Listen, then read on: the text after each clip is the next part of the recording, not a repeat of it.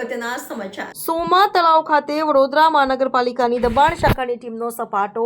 વડોદરા મહાનગરપાલિકાના નવનિયુક્ત municipal commissioner Arun Mahesh બાબુના આદેશ અનુસાર રોડ લાઇનની વચ્ચે અવરોધ ઉભો કરતા દબાણને તાત્કાલિક ધોરણે દૂર કરવા માટે દબાણ શાખા ટીમને તાકીદ કરવામાં આવી છે, જેના ભાગરૂપે અને વડોદરાના અનેકો વિસ્તારોમાંથી દબાણો દૂર કરવાની કવાયત પાલિકાની દબાણ શાખાની ટીમ દ્વારા હાથ ધરવામાં આવી છે।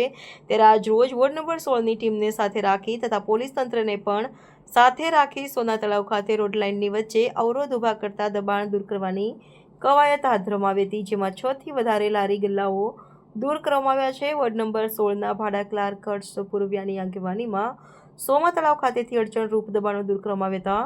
હાલ વોર્ડ નંબર 16ની ટીમે એક સાઇડના દબાણો દૂર કરવામાં આવ્યા છે, જ્યારે બપોરે કુલ 4 રસ્તા સુધીના દબાણો દૂર કરવામાં આવશે।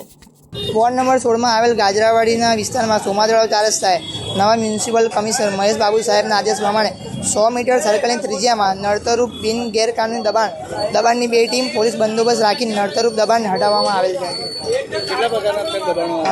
2 ટીમની અંદર 10 જેવી લારી અને 20 જેવા ટેબલ અને બધું ટો કરવામાં આવે છે। બાકીની કામગીરી બપોર પછીમાં હાથ ધરવામાં આવશે।